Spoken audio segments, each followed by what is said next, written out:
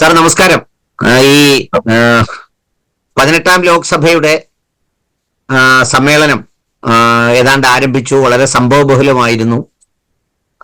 പിന്നെ അതിന്റെ ഒരു എന്താ പറയുക, നന്ദി പ്രമേയ ചർച്ച അത് പ്രതിപക്ഷ നേതാവും പ്രധാനമന്ത്രിയും ഒക്കെ സംസാരിച്ചത് മുൻപെങ്ങുമില്ലാത്ത വിധം സാമൂഹ്യ മാധ്യമങ്ങളിലും വാർത്താ മാധ്യമങ്ങളിലും ഒക്കെ നിറഞ്ഞു നിന്നിരുന്ന ഒരു ലോക്സഭ തെരഞ്ഞെടുപ്പ് കൂടി, പുതിയൊരു ലോക്സഭ കൂടിയാണ് വന്നിരിക്കുന്നത്.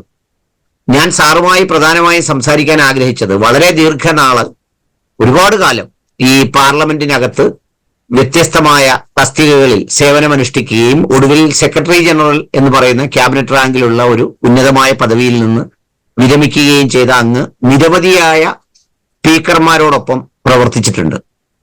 ഇപ്പോ ഇത്തവണ മുമ്പെങ്ങുമില്ലാത്ത വിധം, സാധാരണ അങ്ങനെ ഉണ്ടാകാറുള്ളതല്ല, പ്രതിപക്ഷ നേതാവിന്റെ പ്രസംഗത്തിലും അതിനു മുൻപ് വാർത്താ മാധ്യമങ്ങളിലും അതിനുശേഷം ഇപ്പോ ഉള്ള പല സംഗതികളും ഈ സ്പീക്കറിന്റെ ഒരു നിഷ്പക്ഷ നിലപാട് അത് വളരെ ചർച്ചയാകുന്നുണ്ട്.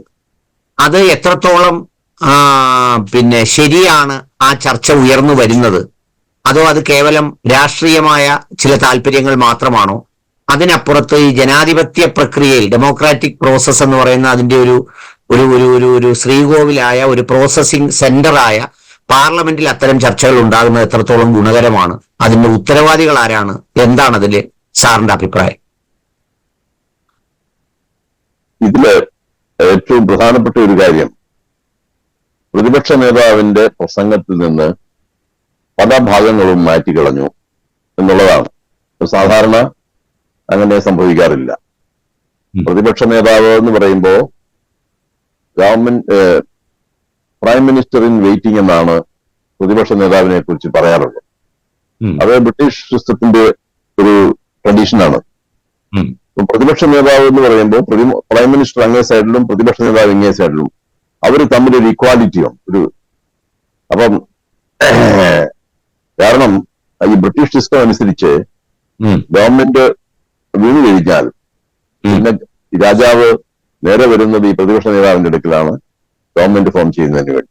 അപ്പൊ ആ ഒരു പൊസിഷനാണ് ഒരു പ്രതിപക്ഷ നേതാവിന് ഈ പാർലമെന്ററി ഡെമോക്രസി നിലവിലുള്ള സ്ഥലങ്ങളിലൊക്കെ ഉള്ളത്.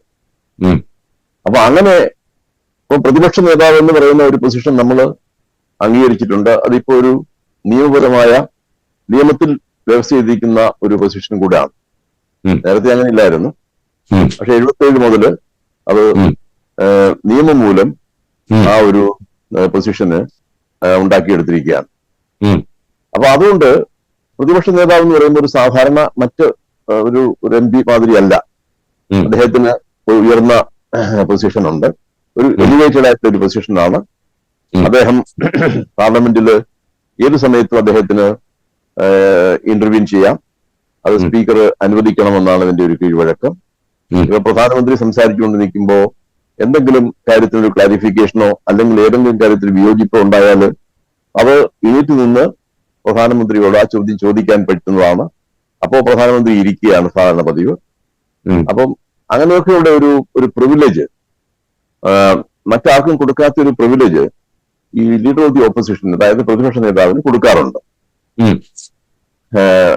അതുകൊണ്ട് ആ ഒരു പശ്ചാത്തലത്തില് പ്രതിപക്ഷ നേതാവിന്റെ പ്രസംഗത്തിൽ നിന്ന് പല ഭാഗങ്ങളും വെട്ടിമാറ്റി എടുക്കുക എന്ന് പറയുന്നത് വളരെ അസാധാരണമായ ഒരു പ്രവൃത്തിയാണ് എന്നാണ് ആദ്യം അതിനെക്കുറിച്ച് പറയാനുള്ളത്. രണ്ടാമത്തേത്, വാസ്തവത്തില് ആ ഒരു വിഷയത്തിനെ കുറിച്ച് വലിയൊരു ചർച്ച ഇതുവരെ നടന്നതായി കണ്ടില്ല. അതായത് പ്രതിപക്ഷ നേതാവിന്റെ പ്രസംഗം ത്തിന്റെ ഭാഗങ്ങൾ വെട്ടിമാറ്റി എക്സ്പെൻഡ് ചെയ്തു എന്ന് പറയുന്നത്, അപ്പൊ അതിന്റെ ഒരു സീരിയസ്നെസ്സോടുകൂടി ഈ നമ്മുടെ മീഡിയകളിൽ ആ രീതിയിൽ ചർച്ചയ്ക്ക് വന്നിട്ടില്ല. എന്തുകൊണ്ടാണ് എന്ന് എനിക്ക് അറിഞ്ഞുകൂടാ. അപ്പൊ അതിനെക്കുറിച്ച് പറയുമ്പോൾ നമ്മുടെ ലോക്സഭയുടെ റൂള് നോക്കണം. ലോക്സഭയുടെ റൂള് അനുസരിച്ച് സ്പീക്കർക്ക് ആരുടെയും പ്രസംഗത്തിൽ നിന്ന് ചില ഭാഗങ്ങളൊക്കെ മാറ്റിയെടുക്കാനുള്ള അധികാരമുണ്ട്, എക്സ്പെൻഡ് ചെയ്യാനുള്ള അധികാരങ്ങളുണ്ട്. അത് പക്ഷേ 4 കാര്യങ്ങളിലാണ് ആ ഒരു റൂള് ഊന്നിയിരിക്കുന്നത്. അതായത് സ്പീക്കർക്ക് ഒരു പ്രസംഗത്തിൽ നിന്ന് ചില ഭാഗങ്ങൾ മാറ്റി എടുക്കണമെങ്കിൽ അതിന് ചില കണ്ടീഷൻസ് ഉണ്ട്.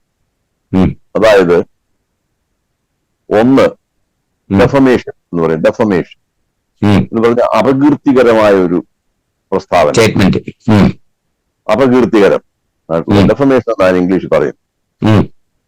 ഇൻഡീസെന്റ് എന്ന് പറയുന്നത് ഈ വൾഗറായിട്ടുള്ള കാര്യങ്ങളൊക്കെ, സെക്ഷുവലായിട്ടുള്ള ഓവർടോണുള്ള പ്രയോഗങ്ങൾ, അങ്ങനെയൊക്കെയുള്ള കാര്യങ്ങൾ. പിന്നെ അൺപാർലമെന്ററി എക്സ്പ്രഷൻസ്. പിന്നുള്ളത്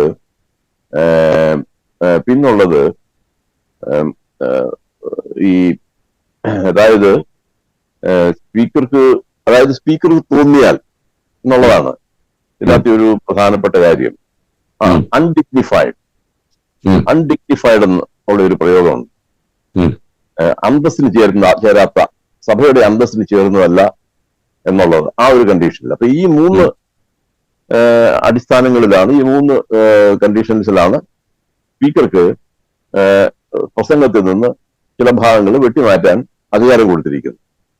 പക്ഷെ അത് നമ്മൾ വായിച്ചു നോക്കിയാൽ, റൂൾ വായിച്ചു നോക്കിക്കഴിഞ്ഞാൽ സ്പീക്കർക്ക് ഒരു വിധത്തിൽ പറഞ്ഞ ഒരു സർവാധികാരങ്ങളും കൊടുത്തിരിക്കുകയാണ്. Speaker is of the opinion എന്നുള്ളതാണ്. അപ്പൊ സ്പീക്കറിന് അങ്ങനെ ഒരു ഒപ്പീനിയൻ ഉണ്ടായാൽ അത് ആർക്കും കൺട്രോൾ ചെയ്യാൻ പറ്റത്തില്ല. സ്പീക്കർക്ക് അങ്ങനെ ഒരു ഒപ്പീനിയൻ ഉണ്ടാവുക എന്ന് പറയും. ആർക്കും സ്പീക്കറോട് പറയാൻ പറ്റത്തില്ല നിങ്ങൾക്ക് ഇങ്ങനൊരു ഒപ്പീനിയൻ ഉണ്ടാവരുത്, അല്ലെങ്കിൽ ഉണ്ടാവണം എന്ന് പറയാൻ പറ്റത്തില്ല. സ്പീക്കർക്ക് സ്വയം തോന്നുന്ന ഒരു കാര്യമാണ്. അതുപോലെ തന്നെ അദ്ദേഹത്തിന്റെ പൂർണ്ണമായ വിവേചനാധികാരമാണ് ഇത് മാറ്റണോ വേണ്ടയോ എന്നുള്ളത്. ഈ രണ്ട് കാര്യങ്ങൾ നമ്മൾ ശ്രദ്ധിക്കേണ്ടതാണ്. അപ്പൊ സ്പീക്കർക്ക് സ്വയം തോന്നുക ഇത് ശരിയല്ല എന്ന് തോന്നിയാൽ അത് ഏത് സാഹചര്യത്തിലാണ് സ്പീക്കർക്ക് തോന്നുന്നത് എന്നുള്ളത് നമുക്ക് പറയാൻ പറ്റത്തില്ല. ഈ ഒരു ഗ്രൗണ്ടിലായിരിക്കണം, ഈ 4 ഗ്രൗണ്ടുകൾ കൊടുത്തിരിക്കുന്നത് ഇതിലായിരിക്കണം സ്പീക്കർ ചെയ്യേണ്ടത് എന്നാണ് ആ ഒരു റൂളിന്റെ ഒരു ഉദ്ദേശം. പക്ഷേ സ്പീക്കർ ആ രീതിയിൽ സൂക്ഷ്മമായി പരിശോധിച്ചൊന്നും അല്ല ഇത് ചെയ്യുന്നത്. അങ്ങനെ ചെയ്ത് ഞാൻ കണ്ടിട്ടുമില്ല.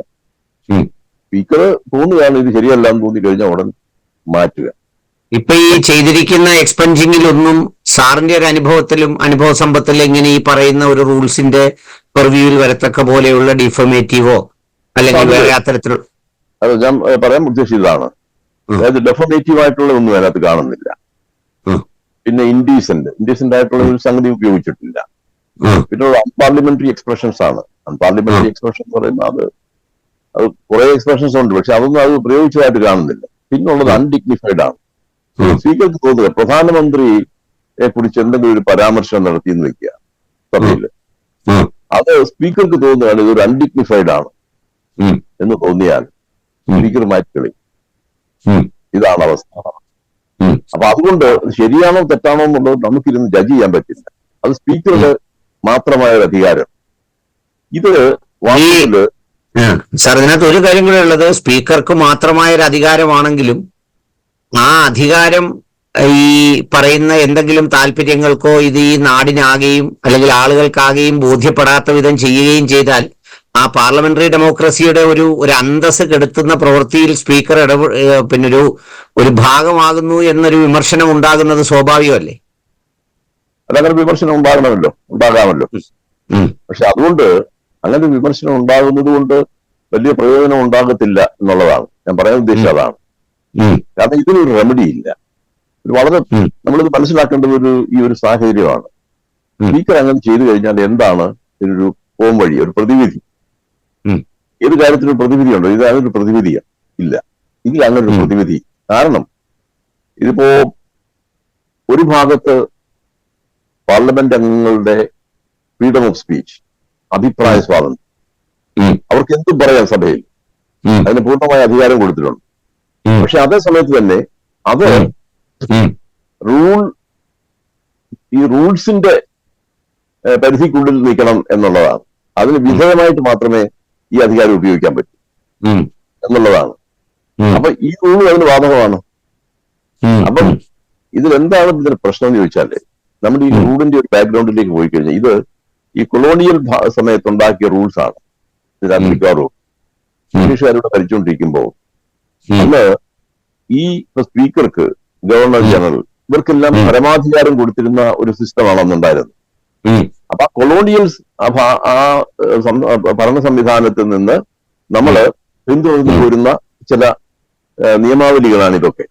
അത് നമ്മൾ ചില മാറ്റങ്ങളൊക്കെ വരുത്തിയിട്ടുണ്ടെങ്കിലും അതിന്റെ കാതലായ പല ഈ പ്രൊവിഷൻസും റൂളുകളും നമ്മൾ നിലനിർത്തിയിട്ടുണ്ട്. അങ്ങനെയാണ് ഈ സ്പീക്കർക്ക് ഇത്രയും ഒരു അമിതാധികാരം ഈ കാര്യത്തിൽ കൊടുത്തിരിക്കുന്നത്. കാരണം സ്പീക്കർക്ക് സ്വന്തമായിട്ട് സ്പീക്കർ പറയുകയാണ് അൺഡിഗ്നിഫൈഡ് ആണെന്ന് പറഞ്ഞാൽ അൺഡിഗ്നിഫൈഡ് ആണ്, ചലഞ്ച് ചെയ്യാൻ ആർക്കും പറ്റുന്നില്ല.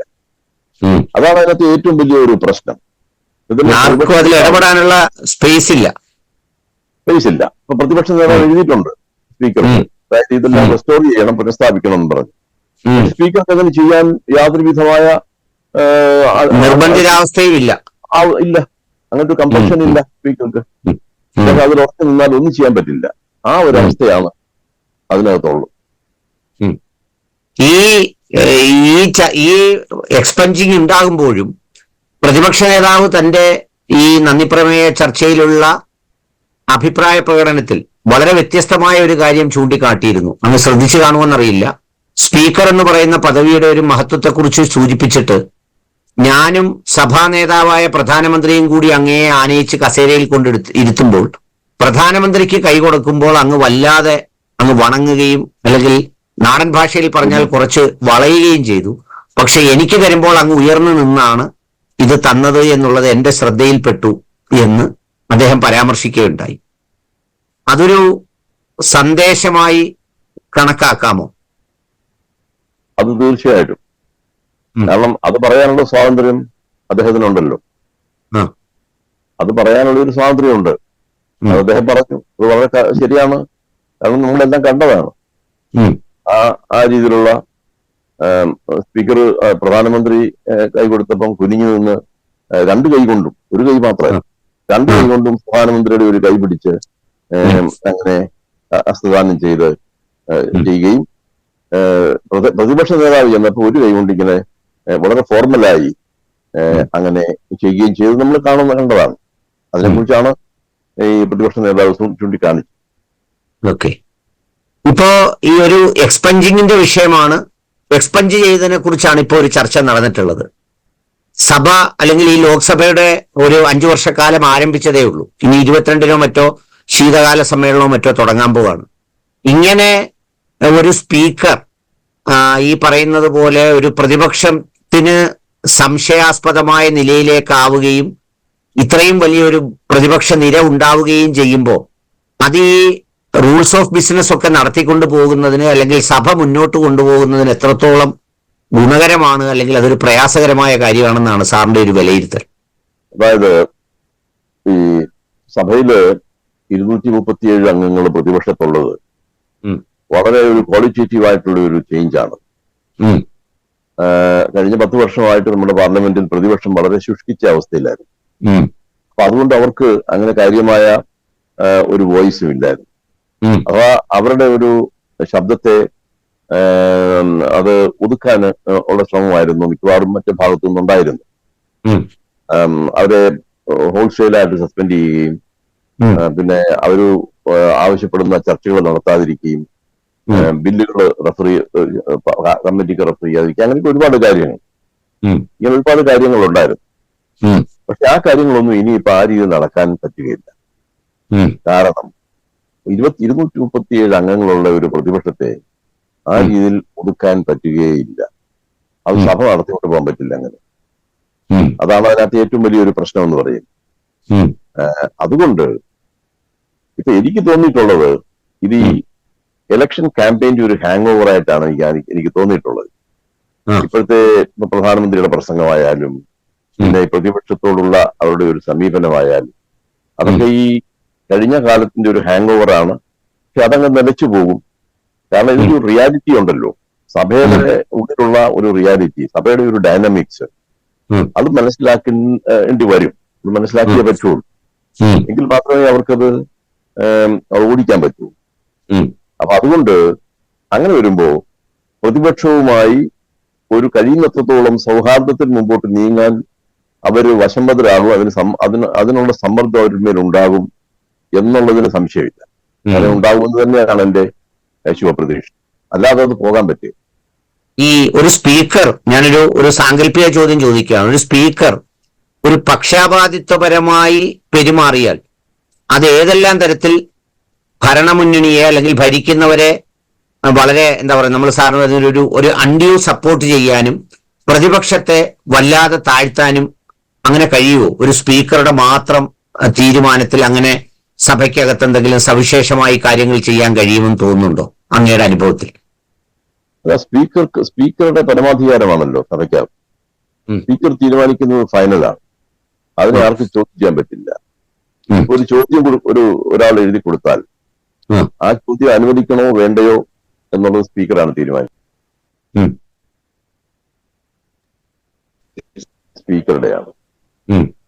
അപ്പൊ അതുകൊണ്ട് സ്പീക്കർ തീരുമാനിച്ചു കഴിഞ്ഞാൽ ആ ചോദ്യം പോയി കഴിഞ്ഞിരിക്കുന്നു. അത് പിന്നെ വരത്തില്ല.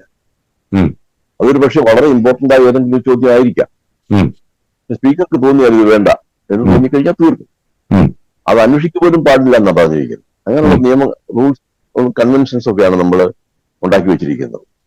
പിന്നെ ഇപ്പൊ അടിയന്തര പ്രമേയം എന്ന് പറഞ്ഞാൽ കേരളത്തിൽ ഇപ്പൊ മലയാളത്തിൽ പറയുന്ന അടിയന്തര പ്രമേയം, ഇവിടെ തന്നെ അഡ്ജേൺമെന്റ് മോഷൻ എന്നാ പറയുന്നത്. അത് വളരെ സീരിയസ് ആയ എന്തെങ്കിലും കാര്യങ്ങൾ ഉണ്ടായി, ഗവൺമെന്റിന്റെ പരാജയം അതിലുണ്ട്, ഗവൺമെന്റിന്റെ വീഴ്ചയുണ്ട് എന്ന് കണ്ടു കഴിഞ്ഞാൽ ആ വിഷയം അടിയന്തര പ്രമേയമായി ഉന്നയിക്കാവുന്നുണ്ട്. അടിയന്തര പ്രമേയം എന്ന് പറയുമ്പോൾ അത് ഗവൺമെന്റിന്റെ ഒരു സെൻഷർ ചെയ്യുന്നതാണ്. ഒരു സെൻഷർ മോഷൻ എന്നതിന് പറയുന്നത്. അപ്പൊ അത് സാധാരണഗതിയിൽ ഗവൺമെന്റ് അതിന് എതിരായിട്ട് അനുവദിക്കാൻ പാടില്ല എന്ന് ഗവൺമെന്റ് പറയും. അപ്പൊ എല്ലാ ലെജിസ്ലേച്ചറുകളിലും എല്ലാ നിയമസഭകളിലും പാർലമെന്റിലും സാധാരണ സ്പീക്കർ അത് അനുവദിക്കാതിരിക്കുകയാണ് പതിവ്. അത് എന്നും ഗവൺമെന്റിന്റെ റിക്വസ്റ്റ് അങ്ങനെയാണ് ചെയ്യാറുള്ളത്. സോംനാഥ് ചാറ്റർജി സ്പീക്കർ ആയിരിക്കുമ്പോൾ ഞങ്ങളൊരു തീരുമാനമെടുക്കും. അതായത് മെറിറ്റ് അനുസരിച്ച് തീരുമാനിക്കണം. അങ്ങനെ ഞങ്ങൾ അനുവദിക്കാൻ തുടങ്ങിയത്. ഗവൺമെന്റ് തലവേദനയാണ്. പക്ഷെ എന്നിരുന്നാലും പാർലമെന്റ് അംഗങ്ങളുടെ ഒരു റൈറ്റ് ഉണ്ടല്ലോ, അവകാശം, അതിനെതിരായിട്ട് നമുക്ക് നിൽക്കാൻ പാടില്ല എന്നുള്ള ഒരു ചിന്താഗതിയാണത്. അപ്പൊ അത് സാധാരണ ഇപ്പം അത് തന്നെ അവർ ഈ നീറ്റ് എന്നുള്ള വിഷയത്തിനെ കുറിച്ച് അഡ്ജേൺമെന്റ് മോഷൻ കൊടുത്തു, നോട്ടീസ് കൊടുത്തിട്ട് സഭയിൽ അത് ഉന്നയിച്ചു. രാഹുൽ ഗാന്ധിയാണ് ഉന്നയിച്ചത്. അപ്പൊ സ്പീക്കർ പറഞ്ഞത് നിങ്ങൾക്ക് ആ വിഷയം ചർച്ച ചെയ്യാൻ ഈ പ്രസിഡന്റിന്റെ നന്ദി പ്രമേയം അതിന് ആ സമയത്ത് നിങ്ങൾക്ക് ചെയ്യാം. അതുകൊണ്ട് അങ്ങനെയുള്ള സമയം അത് ചർച്ചയ്ക്ക് സാധ്യതയുള്ളത് കൊണ്ട് മറ്റേത് ഞാൻ അനുവദിക്കുന്നില്ല എന്ന് പറഞ്ഞു. എന്നാൽ അതല്ല തീരുമാനത്തിന്റെ അടിസ്ഥാനം. സ്പീക്കർ തീരുമാനിക്കേണ്ടത് ഈ ചർച്ച ഈ വിഷയത്തിന് അടിസ്ഥാനമുണ്ടോ എന്നുള്ളതാണ്, അതിന് മെറിറ്റ് ഉണ്ടോ എന്നുള്ളതാണ്. മെറിറ്റ് എങ്ങനെയാണ്? അതായത് അടിയന്തര സ്വഭാവമുള്ള സബ്ജക്ട്, ഗവൺമെന്റിന്റെ ഒരു പരാജയം, ഗവൺമെന്റ് പറയുന്നത് മന്ത്രിമാരുടെ പരാജയം അല്ലല്ലോ, മാത്രമല്ലല്ലോ, അതിന്റെ ഗവൺമെന്റിന്റെ തന്ത്രം, ഗവൺമെന്റിന്റെ മുഴുവൻ മെഷീനറി, അതിന്റെ എവിടെയെങ്കിലും ഒരു പരാജയം ഉണ്ടായത് ഗവൺമെന്റ് പരാജയം തന്നെയാണ്. അപ്പൊ അങ്ങനെ വരുമ്പോൾ സ്പീക്കർക്ക് നോക്കിക്കഴിഞ്ഞാൽ അത് അനുവദിക്കാവുന്നതാണ്. കാരണം അത്ര സീരിയസ് ആയ ഒരു ഇഷ്യൂ ആണത്. പക്ഷെ അവിടെ സ്പീക്കർ അനുവദിച്ചില്ല. ഇതാണ് അതിന്റെ പ്രശ്നം. അതേസമയത്ത് അനുവദിച്ചിരുന്നെങ്കിൽ ശക്തമായ വിമർശനം ഉണ്ടാകുമായിരുന്നു ഗവൺമെന്റിന് മറുപടി പറയേണ്ടി വന്നേനെ, ഇതെല്ലാം ഉണ്ടായിനെ. പക്ഷെ അത് നടന്നില്ല. അത് നടക്കാഞ്ഞതുകൊണ്ട് ഈ നന്ദി പ്രമേയത്തിൽ ചർച്ച ചെയ്യുന്നതിന് പറഞ്ഞു പോകുകയല്ലാതെ അങ്ങനെ പ്രധാനമന്ത്രിയൊന്നും അതിനെക്കുറിച്ചൊന്നും കാര്യമായ ഒരു മറുപടിയും കൊടുത്തില്ല. ഇതാണ് സംഭവിക്കുന്നത്. അപ്പൊ ഇങ്ങനെ ഒരുപാട് കാര്യങ്ങളുണ്ട്. ഗവൺമെന്റിനെ സഹായിക്കാൻ പറ്റുന്ന ധാരാളം കാര്യങ്ങൾ സ്പീക്കർക്ക് ചെയ്യാൻ പറ്റും. ഇതിനിടയിൽ ഈ സ്പീക്കർ അദ്ദേഹത്തിന് ചുമതല ഏറ്റെടുത്ത് ഈ പ്രതിപക്ഷ ഭരണപക്ഷ നേതാക്കളൊക്കെ അദ്ദേഹത്തിനെ അഭിനന്ദിച്ച് സംസാരിച്ച ശേഷം മറുപടി പ്രസംഗത്തിനിടയിൽ അദ്ദേഹം ഈ അടിയന്തരാവസ്ഥ കാലഘട്ടവുമായി ബന്ധപ്പെട്ട ഒരു വിഷയത്തിൽ ഒരു പ്രമേയം പോലെ അങ്ങ് അവതരിപ്പിക്കുന്ന ഒരു സ്ഥിതിവിശേഷം ഉണ്ടായി. അതൊരു സ്പീക്കറിൽ നിന്ന് ഒരു അസാധാരണമായ നടപടിയല്ലേ? അതല്ലെങ്കിൽ ഈ സഭയ്ക്കകത്ത് ഇത്തരത്തിലുള്ള ഒരു പ്രമേയം കൊണ്ടുവരുന്നതിന് സ്പീക്കർക്ക് സുമോട്ടോ ആയി അദ്ദേഹം തന്നെ തീരുമാനിച്ച് അദ്ദേഹം തന്നെ ഒരു പ്രമേയം അവതരിപ്പിച്ച് അതും ഒരു രാഷ്ട്രീയ പ്രശ്നത്തെക്കുറിച്ചോ അല്ലെങ്കിൽ അത്തരം കാര്യത്തെക്കുറിച്ചോ അത് എത്രത്തോളം ഗുണകരമാണ്? എങ്ങനെയാണ് അതിന്റെ കീഴ്വഴക്കം? അത് കീഴ്വഴക്കമുള്ളത്, സ്പീക്കർ സാധാരണ ഒരു പ്രമേയം സഭയിൽ അവതരിപ്പിക്കുന്നത്. വളരെ അപൂർവമായിട്ടേ ഉള്ളൂ. ഉം. അതുപോലുള്ള വളരെ എന്തെങ്കിലും പ്രധാനപ്പെട്ട സംഭവങ്ങൾ ഉണ്ടാകുമ്പോൾ ഉം. ദേശീയ തലത്തിലോ അല്ലെങ്കിൽ അന്താരാഷ്ട്രീയ തലത്തിലോ ഒക്കെ വലിയ വലിയ കാര്യങ്ങൾ, ഇപ്പൊ നമ്മുടെ ആസ്ട്രോനോട്ട്സ് ചന്ദ്രനിൽ ഇറങ്ങി, ഉം. ഒരു വലിയ സംഭവമാണ്. അങ്ങനെ വരുമ്പോ സ്പീക്കർ സഭയുടെ എല്ലാ വികാരങ്ങളും പ്രതിഫലിപ്പിക്കുന്ന ഒരു പ്രമേയം വായിക്കും. ഉം. അങ്ങനെയാണ് അതിന്റെ പതിവ്. അതുകൊണ്ട് തന്നെ ഉം. എന്തെങ്കിലും അതുപോലുള്ള കാര്യങ്ങൾ യുദ്ധം പൊട്ടിപ്പുറപ്പെടുകയാണ്. ഉം. സ്പീക്കർ സഭയുടെ എല്ലാവരുടെയും വികാരം ഉൾക്കൊണ്ട് സ്പീക്കർ അത് എഴുതി കൊടുക്കുന്നതാണ് സ്പീക്കർ. അത് എല്ലാവരും സഭയിൽ, അതിനുമുമ്പ് സഭയിൽ ഒരു കൺസെൻസസ് ഉണ്ടാക്കും. അതായത് പാർലമെന്ററി അഫയേഴ്സ് മന്ത്രി എല്ലാവരോടും ഇൻവിറ്റേഷനൊക്കെ ചോദിച്ച് അവരുടെ ഒരു അഭിപ്രായം കൂടെ വാങ്ങി എല്ലാം കൂടെ കൂടി സംഘടിപ്പിച്ച് സ്പീക്കർ കൊടുക്കും. സ്പീക്കർ അത് വായിക്കും. കാരണം സ്പീക്കർ ഒരു പ്രമേയം അവതരിപ്പിക്കുന്നത് അദ്ദേഹം ഹൗസിന്റെ ബിഹാഫിലാണ്, ഹൗസിന്റെ സഭയുടെ ആഭിമുഖ്യത്തിലാണ് സ്പീക്കർ അങ്ങനെ കൊടുക്കുന്നത്. അല്ലാതെ ഏതെങ്കിലും ഒരു സഭയിലെ ഒരു വിഭാഗത്തിന്റെ പൊളിറ്റിക്കൽ ഇൻട്രസ്റ്റിന് വേണ്ടി സ്പീക്കർ ഒരിക്കലും അത് ചെയ്യാറില്ല, ചെയ്യാൻ പാടില്ല എന്നുള്ളത് തന്നെയാണ് കീഴ്വഴക്കം. അതുപോലെ തന്നെ മറ്റൊരു സംഗതി ഈ സഭയുമായി ബന്ധപ്പെട്ട് ഉയർന്നത് സാർ, അതായത് മണിപ്പൂരിലെ MP മണിപ്പൂർ വിഷയത്തെക്കുറിച്ച് സംസാരിക്കാൻ സമയം കൊടുത്തത് ഞാൻ എവിടെയോ വായിച്ചു. വളരെ രാത്രിയായി, ഒരുമാതിരി ബെഞ്ചുകളെല്ലാം കാലിയായി, അതിന്റെ ഒരു പ്രസക്തിയൊക്കെ നഷ്ടപ്പെട്ട സമയത്താണ് അദ്ദേഹത്തിന് സംസാരിക്കാൻ അവസരം കൊടുത്തത്. യഥാർത്ഥത്തിൽ രാജ്യത്ത് ഇപ്പോഴും കത്തി നിൽക്കുന്ന ഒരു സംസ്ഥാനത്തിന്റെ ദുഃഖമാണ്, കണ്ണീരാണ്, അല്ലെങ്കിൽ അപമാനമാണ്, ഒരു പ്രതിസന്ധിയാണ്. അതൊരു വളരെ ബോധപൂർവമായ സംഗതിയായിരുന്നു അങ്ങനെ ഒരു സമയം അതിനുവേണ്ടി നീക്കിവെച്ചത് എന്ന് പറയുകയുണ്ടായി. ഞാൻ സാറിനോട് ചോദിക്കുന്നത്, ഇങ്ങനെയൊക്കെയുള്ള സന്ദർഭങ്ങളിൽ ഈ പ്രസംഗിക്കാൻ ആളുകളെ വിളിക്കുന്ന ഓർഡറുകളിൽ ഇത്തരം കാര്യങ്ങൾ സാധാരണ സ്പീക്കർമാർ, സാറ് ഈ വളരെ പ്രശസ്തരായ സോമനാഥ് ചാറ്റർജി സാറിനെ പോലെയൊക്കെ ഉള്ളവരുടെ ഒരു എന്താ പറയുന്നത്, അവരുടെ ഒരു നിഴലായി നിന്നതുകൊണ്ട് ചോദിക്കുകയാണ്, ഇത്തരം കാര്യങ്ങൾ പരിഗണിക്കാറുണ്ടോ? ഇത്തരം ചില സവിശേഷമായ വികാരങ്ങളുള്ളവർ അതിന്റെ ഒരു പ്രാധാന്യത്തിൽ അവതരിപ്പിക്കട്ടെ എന്ന് കരുതുന്നത് പോലെയൊക്കെ അങ്ങനെ അവസരം നൽകാറുണ്ടോ? തീർച്ചയായിട്ടും അങ്ങനെ ഉണ്ട്. അതായത് സ്പീക്കർക്ക് ഒരു പൂർണ്ണമായ ഒരു ഡിസ്കഷൻ വിവേചനാധികാരമുണ്ട്. ഒരാളിനെ വിളിക്കാൻ എപ്പോൾ വിളിക്കണം എന്നുള്ളത് സ്പീക്കർക്ക് തീരുമാനിക്കാം. അതിന്റെ സമ്പൂർണമായ അധികാരം സ്പീക്കർക്കാണ്. ഇപ്പോ മണിപ്പൂരിനെ സംബന്ധിച്ചാണെങ്കിൽ മണിപ്പൂരിന്റെ ഒരു റെപ്രസെന്റേറ്റീവിനെ ആ സമയം ആവശ്യപ്പെട്ടു. രാത്രി അധികമായതുകൊണ്ട് അന്ന് പറ്റിയില്ല, അല്ലെങ്കിൽ അതിന് തയ്യാറായില്ല. ഒരു അക്കോമഡേറ്റ് ചെയ്യുന്ന രീതി, ഒരു അക്കോമഡേറ്റിംഗ് മൈൻഡ്, അതാണത്. അപ്പൊ അത് പിറ്റേ ദിവസം വേണമെങ്കിൽ അനുവദിക്കാം, അല്ലാതെ അതിന് പ്രശ്നമൊന്നുമില്ല. അങ്ങനെ ചെയ്യാവുന്ന പല പ്രാവശ്യം ചെയ്തിട്ടുണ്ട്. അങ്ങനെ ഈ സാറിപ്പം സഭയ്ക്കകത്തല്ലെങ്കിലും ദീർഘനാൾ നല്ലൊരു ജീവിത കാലഘട്ടം ഈ സഭയ്ക്കകത്ത് ചെലവഴിച്ച ആളെന്നുള്ള നിലയിൽ പുറത്തുനിന്ന് ഈ സഭാ നടപടികൾ വീക്ഷിക്കുമ്പോൾ സാറിന് എപ്പോഴെങ്കിലും ഈ പ്രതിപക്ഷ നേതാവിന്റെ പ്രകടനം, ഈ 18ാം ലോക്സഭയിലെ പ്രകടനം ഒരു ബാലബുദ്ധിയാണ് എന്ന് തോന്നിയിട്ടുണ്ടോ? അതായത് അതിനെക്കുറിച്ചൊരു മറുപടി ആ രീതി പറയാൻ പ്രയാസമായിരിക്കും. പക്ഷെ ഒരു കാര്യം ഞാൻ പറയാം, അദ്ദേഹം ചെറുപ്പക്കാരനാണ്. അപ്പൊ അദ്ദേഹത്തിന് ആവേശം കാണും. അപ്പം തന്നെയല്ല, അവര് ഈ കഴിഞ്ഞ കുറെ കാലങ്ങളായിട്ട് അഭിമുഖിച്ചുകൊണ്ടിരിക്കുന്ന പ്രശ്നങ്ങൾ എന്താണെന്നുള്ളത് എല്ലാവർക്കും അറിയാം. അപ്പൊ അതിൻ്റെതായ മനസ്സിൽ അതിൻ്റെതായ ഒരു വികാരം അവർക്ക് ഉണ്ടാവുക അത് വളരെ സ്വാഭാവികമാണ്. അപ്പൊ അങ്ങനെ വരുമ്പോൾ സഭയിൽ ആദ്യം കിട്ടുന്ന ഒരു അവസരം അത് തീർച്ചയായിട്ടും അത് വിനിയോഗിക്കുമല്ലോ. അങ്ങനെയാണല്ലോ. അതിൽ നമുക്ക് ഒന്നും പറയാൻ ഒന്നുമില്ല. പിന്നെ ഓരോരുത്തർക്കും ഓരോ സ്റ്റൈലാണ്. ആ സ്റ്റൈൽ അനുസരിച്ചാണ് പ്രസംഗം. അല്ലാതെ ഇപ്പൊ ഒരു സഭയില് ഒരു ആദ്യ ബാലനാണ്, ബാലന്റെ ബുദ്ധിയാണ് എന്നൊക്കെ പറയുന്നത് വാസ്തവം പറഞ്ഞാൽ അതൊരു ശരിയായ ഒരു പ്രയോഗമാണെന്ന് എനിക്ക് തോന്നുന്നില്ല. കാരണം ഒരു മെമ്പറേയും, കാരണം 10-15 ലക്ഷം 20 ലക്ഷം ആൾക്കാർ തെരഞ്ഞെടുത്ത് വിടുന്ന ഒരു പ്രതിനിധിയാണ്. അപ്പൊ അദ്ദേഹത്തിന് ബാലബുദ്ധിയാണ് എന്ന് പറയുന്നത് അതാര് പറഞ്ഞാലും അതൊരു അപ്രോപ്രിയേറ്റ് ആയിട്ടുള്ള ഒരു പ്രയോഗമല്ല എന്നാണ് എനിക്ക് തോന്നുന്നത്. എന്നെ ഈ സാറിന്റെ കാലഘട്ടത്തിൽ ഏതെങ്കിലും അത്തരം പ്രയോഗങ്ങൾ ഈ പറയുന്ന ഉത്തരവാദിത്തപ്പെട്ടവരിൽ നിന്ന് ഉണ്ടാകുന്നത് വളരെ വിരളമാണ് എന്നാണോ സാറിന്റെ അഭിപ്രായം? അതെ, അങ്ങനെ ഞാൻ ഇതുവരെ കേട്ടിട്ടില്ല. ഈ ഒരു പ്രയോഗം ഞാൻ ഇതുവരെ എന്റെ അവിടെ ഉണ്ടായിരുന്ന 40 വർഷം ഞാൻ പാർലമെന്റിൽ ഉണ്ടായിരുന്നു. ഈ 40 വർഷത്തിനിടയ്ക്ക് ഞാൻ ഒരിക്കൽ പോലും ഇത് കേട്ടിട്ടില്ല, ഇങ്ങനെ ഒരു പ്രയോഗം. പിന്നെ ഒരു കാലഘട്ടങ്ങൾ മാറുകയാണ്, ചേഞ്ചസ് വരുന്നു, ഓരോരുത്തരുടെ ശൈലി മാറുന്നു, അപ്പൊ അതിന്റെയൊക്കെ ഫലമായിരിക്കാം. പക്ഷെ അങ്ങനത്തെ ഒരു പ്രയോഗം മറ്റൊരു മെമ്പറെ ഒരു അംഗത്തിനെ, അതും പ്രത്യേകിച്ച് ഒരു ലീഡർ ഓഫ് ദി ഓപ്പോസിഷനെ ഒരു ബാലനായിട്ട് ചിത്രീകരിച്ച് അദ്ദേഹത്തിന് പക്വതയില്ലാത്തവനാണ്, അല്ലെങ്കിൽ അത് തന്നെ പക്വതയില്ലായ്മ എന്ന് പറയുന്നത് അൺപാർലമെന്ററി ആണ്. ഈ ബാലബുദ്ധി എന്നൊക്കെ പറഞ്ഞാൽ അതാണല്ലോ ഉദ്ദേശിക്കുന്നത്. ബാലകുട്ടിയുടെ ബുദ്ധി മാത്രമേ ഉള്ളൂ എന്ന് മറ്റൊരു അംഗത്തിനെ നമ്മൾ ആക്ഷേപിക്കുന്നത് അത് പാർലമെന്റിൽ സാധാരണ കേൾക്കാത്ത അല്ലെങ്കിൽ പ്രയോഗിക്കാൻ പാടില്ലാത്ത ഒരു പ്രയോഗമാണ് എന്നുള്ളതിന് സംശയമൊന്നുമില്ല. ഈ സാറി പ്രതിപക്ഷ നേതാവിന്റെ ഒരു സ്പീച്ച് മുഴുവനായി ശ്രദ്ധിച്ചു കാണുമെന്ന് ഞാൻ വിചാരിക്കുന്നു.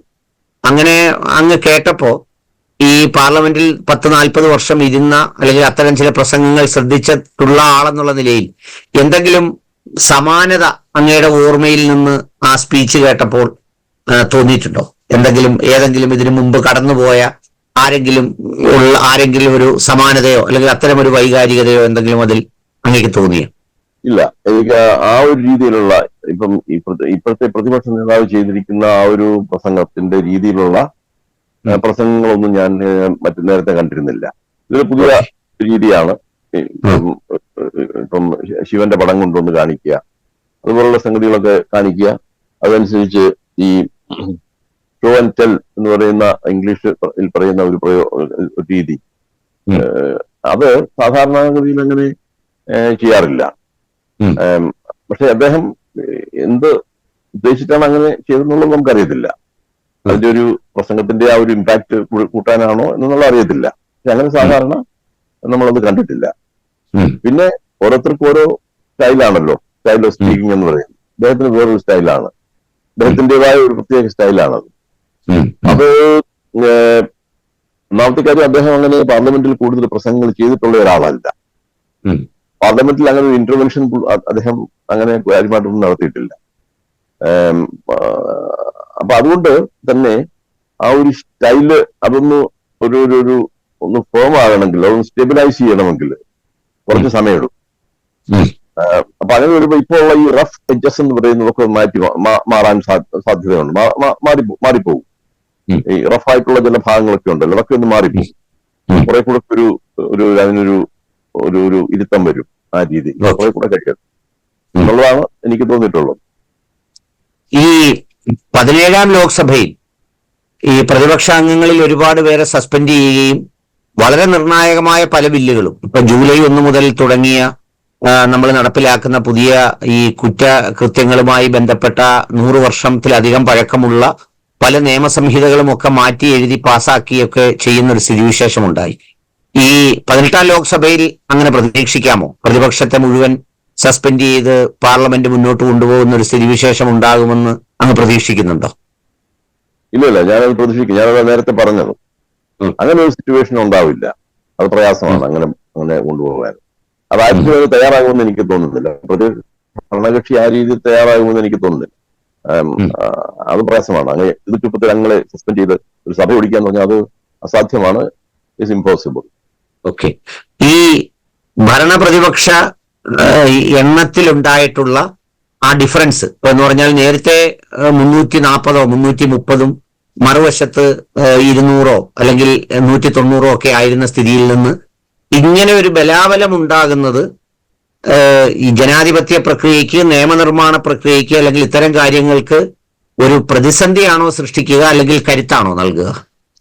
കരുത്ത് തന്നെയാണ് നൽകുന്നത് എന്റെ അഭിപ്രായം. കാരണം ഇപ്പൊ ഏകദേശം ഒരു ഇവന്റ്ലി ഡിവൈഡഡ് ആണല്ലോ. അപ്പൊ അതുകൊണ്ട് തന്നെ ആ സഭയിൽ ഒരു ബാലൻസ് വന്നു ചേർന്നിരിക്കുന്നു സഭയില്. നേരത്തെ ആ ബാലൻസ് ഇല്ലായിരുന്നു. ഒരു ഭാഗം കൂടുതലും ഒരു ഭാഗം കുറവുമായിട്ടിരിക്കുന്ന അങ്ങനെ ഒരു സാധനം. ത്രാസില് ഒരു ഭാരമുള്ള സാധനം ഇടുകയും മറ്റതിനകത്ത് ഭാരം ഇല്ലാത്തൊരു സാധനം വയ്ക്കുകയും ചെയ്തു കഴിഞ്ഞാൽ അതിന്റെ തട്ടിക്കിനെ ആളുപോലും എന്ന് പറഞ്ഞുകൊണ്ടുള്ള ഒരു അവസ്ഥയായിരുന്നു നേരത്തെ ഉണ്ടായത്. ഇപ്പൊ അതല്ല. ഇപ്പൊ ഒരുപാട് ഏകദേശം തുല്യമായ നിലയിൽ നിൽക്കുകയാണ്. ഇങ്ങനെ ഒരു അവസ്ഥയാണ് ഈ പാർലമെന്ററി ജനാധിപത്യം എന്ന് പറയുന്ന ആ ഒരു പ്രോസസ്സ്, ആ ഒരു സിസ്റ്റത്തിനെ ബലപ്പെടുത്താൻ, ശക്തിപ്പെടുത്താൻ ഈ ഒരു ബാലൻസ് ആണ് ആവശ്യമായിട്ട്. പിന്നെ ഇതോടുകൂടി എന്താണെന്ന് ചോദിച്ചാല് നമ്മുടെ ഇന്ത്യൻ പൊളിറ്റിക്സിൽ ഒരു അബ്നോർമാലിറ്റി ഉണ്ടായിരുന്നു. അതായത് ഒരു അതിൽ നിന്ന് ഇതൊന്ന് നോർമലായി വരുന്ന ഒരു അതിനുള്ള ലക്ഷണങ്ങളാണ് നമ്മളിപ്പോ കാണുന്നത് ഈ ഒരു ഇലക്ഷൻ റിസൾട്ടിനോടുകൂടി.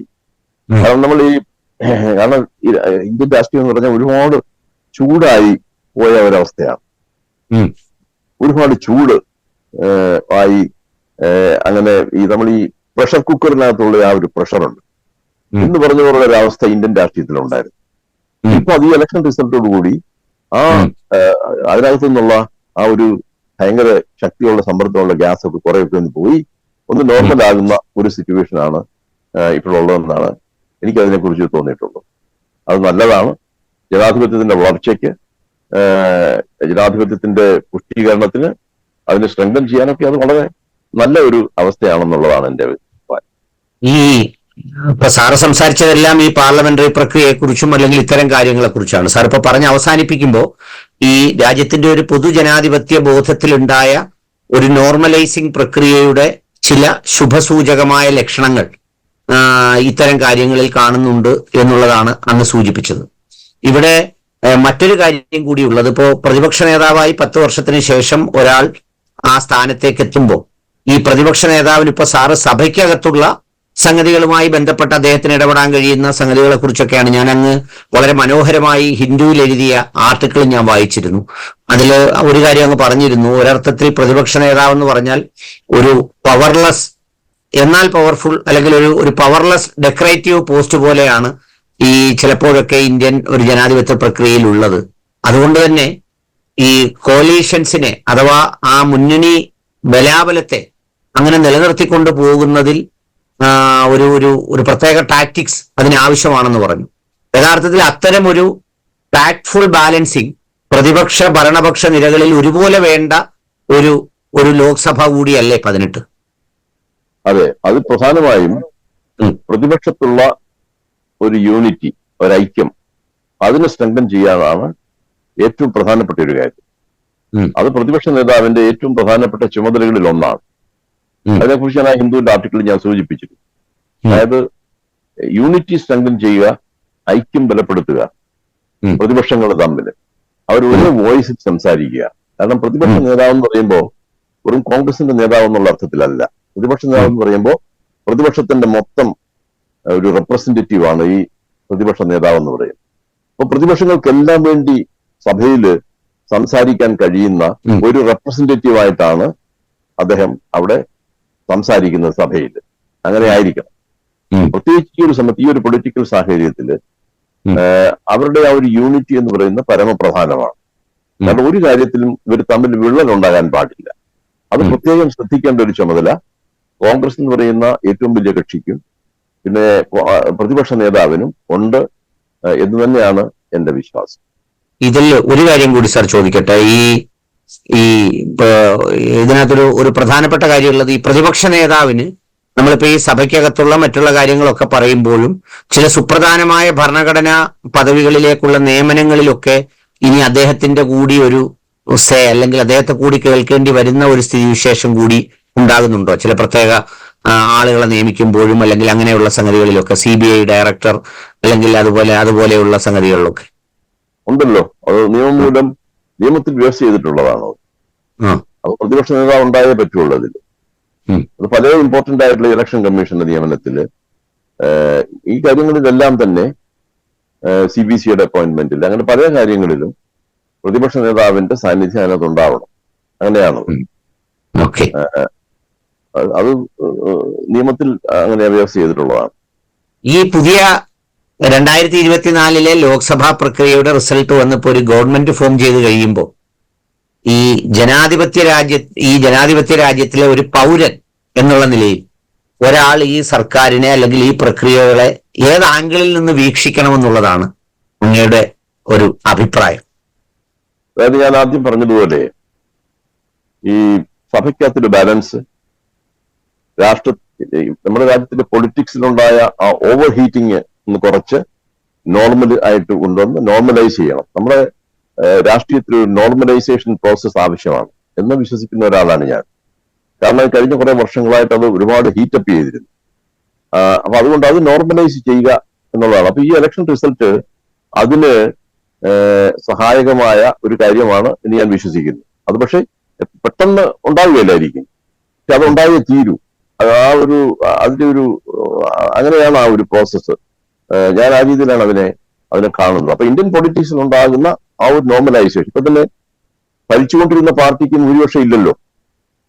അപ്പൊ ഭൂരിപക്ഷം അവർക്ക് കിട്ടി എന്നുള്ളത് അവകാശപ്പെടാൻ പറ്റില്ല. ഭൂരിപക്ഷം ഇല്ല, പിന്നെ ഒരു കൂട്ടുകക്ഷിയാണ്. അങ്ങനെയാണല്ലോ ഈ ഗവൺമെന്റ് പോകുന്നത്. അപ്പം അതിൻ്റെതായ ഒരു സന്ദേശം അവർ ഉൾക്കൊണ്ട് അങ്ങനെയാണ് ഈ നോർമലൈസ് ചെയ്യപ്പെടുന്നത്.